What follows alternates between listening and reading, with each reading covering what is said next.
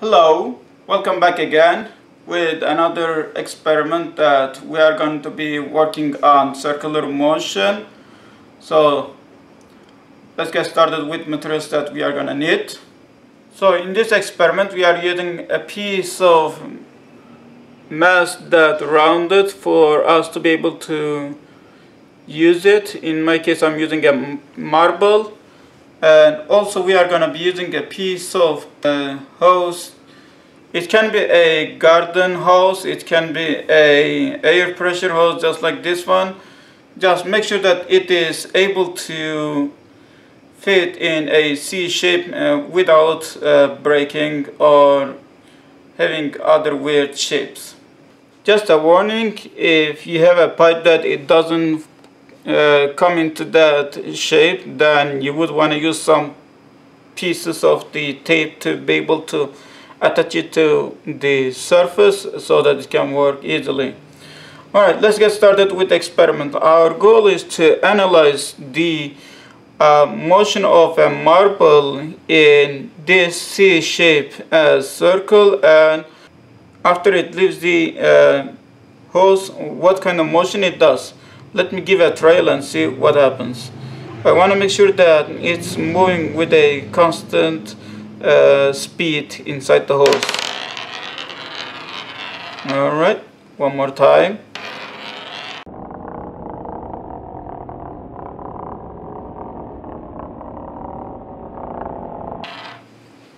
Okay, with another way.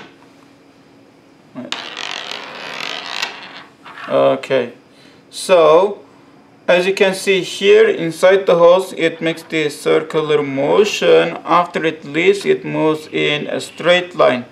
So in this case, as we can see here, the object, the marble, is moving in a circular motion inside the hose until it comes to this end. When it leaves, it keeps moving in a linear straight line. So inside the hose, it is always changing its direction, and it has an acceleration which can be described as a acceleration towards center seeking acceleration. In other words, centripetal acceleration.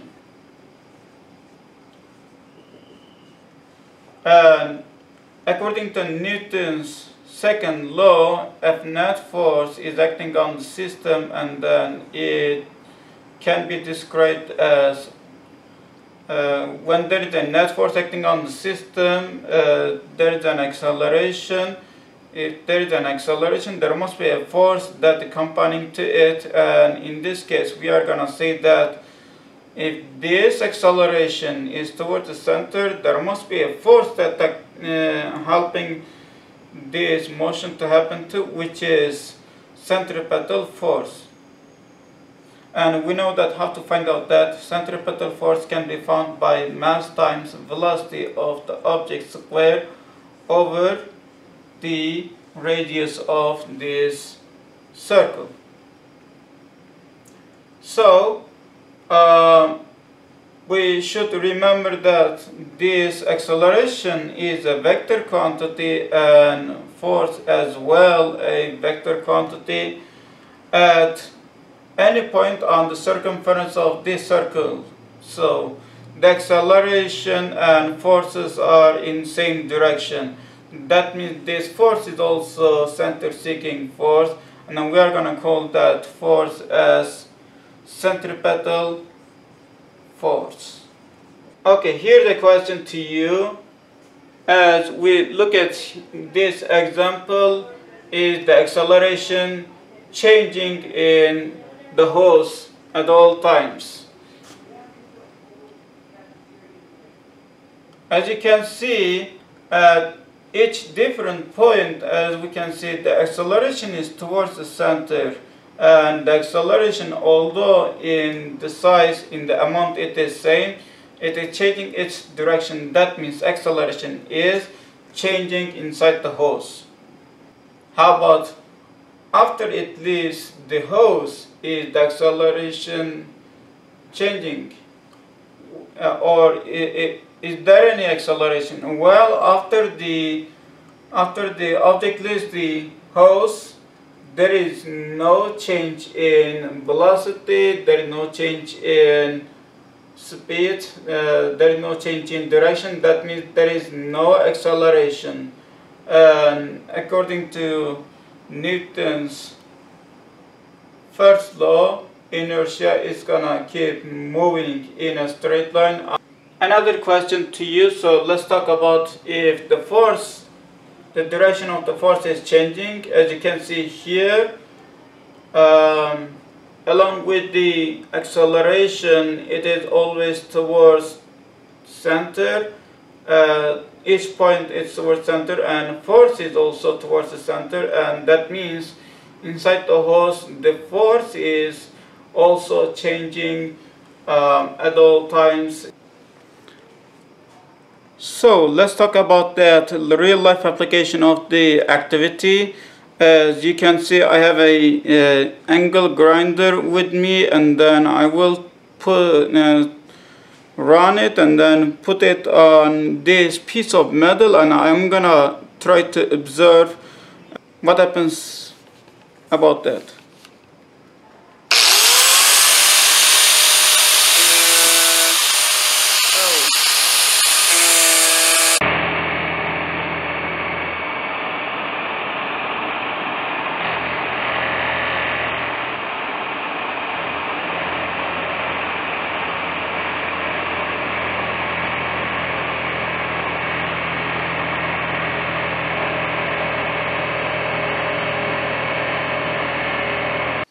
So as you can see in this experiment, whenever I was touching at this point, the grinder was spinning in that direction and it was taking the particles off, and since it was not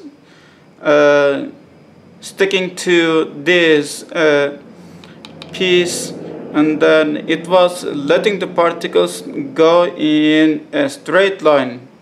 And because of the friction and heat, we were able to see sparkles. And as we learned in the class, that is due to the inertia of the particles. They are intending to move in a straight line. Well, thank you very much for joining me in that simple experiment. I hope that video helps you understand the circular motion and how it is related to the inertia. Thank you. Have a great day.